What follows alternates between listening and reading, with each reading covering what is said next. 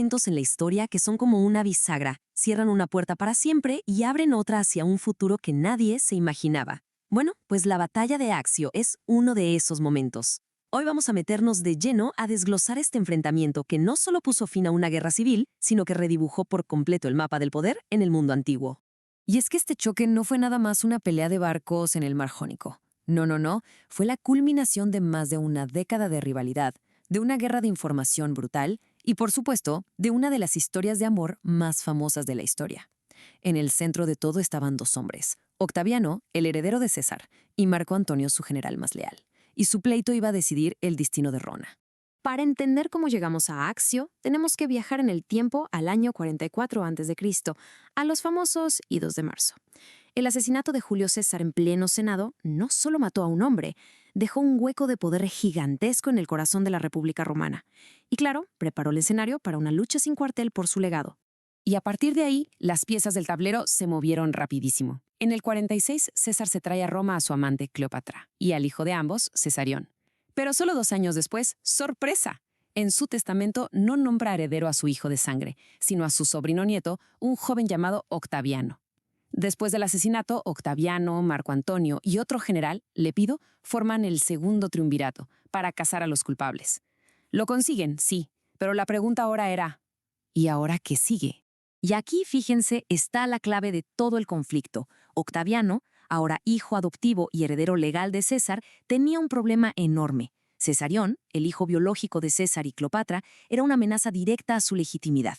Para Octaviano, la simple existencia de Cesarión era un recordatorio constante de que su derecho a gobernar podía ser cuestionado en cualquier momento. A ver, seamos honestos. El segundo triunvirato fue, desde el día 1, una alianza de conveniencia. Se unieron porque tenían un enemigo en común, pero una vez que ese enemigo fue derrotado, las grietas en su relación empezaron a notarse. La desconfianza y la ambición hicieron que esa unión estuviera, pues, destinada a fracasar. Y así se repartieron el mundo, como si fuera un pastel. Octaviano se quedó con el oeste, con Roma incluida. Marco Antonio tomó el este, que era muy rico, y eso lo puso directamente en la órbita de Egipto y, claro, de Cleopatra. Y a Lépido, el tercero, le tocó África. En teoría era un gobierno compartido. En la práctica era una bomba de tiempo a punto de estallar. Y es justo aquí donde sus fortunas empiezan a separarse, pero de una forma brutal. Mientras Octaviano se hacía fuerte en casa, consiguiendo victorias, asegurando las fronteras y el importantísimo suministro de grano para Roma, Marco Antonio sufría un desastre. Su campaña contra los partos fue una catástrofe total. Perdió 30.000 hombres y su reputación militar quedó por los suelos. Y en Roma, claro que la gente se daba cuenta. Y entonces Antonio empieza a cometer una serie de actos que, para un romano, eran imperdonables. Primero, se divorcia de Octavia, que era la hermana de Octaviano, un insulto personal y político de primer nivel.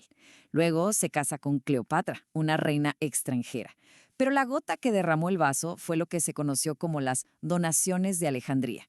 Declaró a Cesarión rey de reyes y empezó a repartir territorios romanos entre sus hijos con Cleopatra. Para el Senado y la gente de Roma esto era simple y sencillamente traición. Pero Octaviano era un genio político. Entendió perfectamente que la batalla más importante no se iba a pelear en el mar, sino en la mente del pueblo romano. Lo que hizo fue una campaña de relaciones públicas pero tan efectiva, que básicamente ganó la guerra antes de que se disparara una sola flecha. La estrategia de Octaviano fue brillante y, la verdad, un poco diabólica. No atacó a Marco Antonio, que al final era un héroe romano. No, centró toda su propaganda en ella, en Cleopatra. Consiguió de forma ilegal el testamento de Antonio y se lo leyó al Senado. Supuestamente, ahí Antonio dejaba sus posesiones a los hijos de Cleopatra y pedía ser enterrado en Alejandría. Octaviano la pintó como una hechicera extranjera, una seductora que tenía embrujado a su general y que quería gobernar Roma desde Egipto. Esta cita del historiador M.P. Charlesworth nos da una idea perfecta de lo violenta que fue la campaña. Fue, como él dice, uno de los estallidos de odio más terribles de la historia. La acusaron de todo, de borracha, de prostituta, de adorar a dioses con forma de animal, de envenenadora. La propaganda fue brutalmente efectiva. El pueblo romano empezó a ver a Cleopatra como una amenaza real a sus valores y a su forma de vida. Y esta fue la jugada maestra de Octaviano. El Senado no le declaró la guerra a Marco Antonio. Eso hubiera sido muy impopular, empezar otra guerra civil. No, le declararon la guerra a Cleopatra. Así, Octaviano no era un romano peleando contra otro por poder. No, él era el salvador de la República, defendiéndola de una reina extranjera y de su títere, Marco Antonio. Una genialidad. Con la opinión pública de su lado, el enfrentamiento militar era ya inevitable. El escenario para el último acto de este drama se preparó en la costa de Grecia, cerca de un lugar llamado Axio, el 2 de septiembre del año 31 a.C. Tácticamente, el general de Octaviano, Agripa, que era un verdadero as de la estrategia, había superado por completo a Antonio. Tomó puntos clave en la costa, cortándole las líneas de suministro que venían de Egipto. La flota de Antonio y Cleopatra estaba en la práctica atrapada en el Golfo. Sus únicas opciones eran rendirse o intentar una fuga desesperada por mar. Y además, Agripa tenía un as bajo la manga, una ventaja tecnológica. Las naves de Antonio eran enormes, pesadas como fortalezas flotantes. Las de Agripa eran más pequeñas y ágiles, y venían equipadas con un arma secreta, el harpax. ¿Qué era esto? Pues para que nos entendamos, era un arpón gigante que disparaban con una catapulta. Se enganchaba a los barcos enemigos y ya no había escapatoria. Los arrastraban y los abordaban. La batalla empieza al mediodía. Las naves pequeñas de Agripa rodean a los gigantes de Antonio. Es un caos total, y en medio de todo pasa lo impensable. Cleopatra, al ver que la cosa no pintaba bien, iza las velas de su barco y con su escuadrón rompe la línea y huye. Y Marco Antonio, al verla irse, abandona a sus hombres, a su flota, a sus legiones. Se sube a otra nave y la sigue, sellando su propia derrota y su destino para siempre. La batalla estaba ganada, pero la historia no terminaba ahí. Faltaba el acto final, que sería un año después, en Alejandría. Y las consecuencias de esta victoria iban a transformar el mundo romano de una forma que nadie se esperaba. La República estaba muerta, aunque quizás todavía no lo sabía.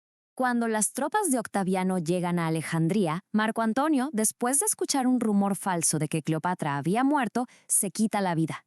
Octaviano captura a Cleopatra y planea llevarla a Roma para exhibirla en su desfile triunfal como un trofeo, pero ella, la última faraona de Egipto, tenía otros planes. Prefirió la muerte a la humillación y se suicidó, según cuenta la leyenda, dejándose morder por una serpiente. Y aquí lo vemos claramente. Por un lado, el final romántico y trágico de los amantes derrotados. Por el otro, el rostro de bronce, frío, impasible, del vencedor. Octaviano, el maestro estratega y propagandista, había eliminado a todos sus rivales. El camino hacia el poder absoluto estaba completamente despejado. 4 años después de Action, en el 27 a.C., un senado agradecido le dio a Octaviano un nuevo título: Augusto, el Ilustre. Y, aunque mantuvo las apariencias de la República, en realidad se había convertido en el primer emperador de Roma. La República Romana, que había durado casi 500 años, se había acabado. El Imperio Romano había nacido. La victoria de Octaviano en Accio dio un inicio a la famosa Pax Romana, un periodo de paz y prosperidad como nunca antes se había visto. Se convirtió en Augusto, uno de los líderes más influyentes de toda la historia. Pero esto nos deja con una pregunta final, para reflexionar. ¿Valió la pena el precio? ¿Fue la estabilidad y la gloria del imperio un intercambio justo por la libertad y los ideales de la República? La respuesta, como casi siempre en la historia, es muy, muy compleja.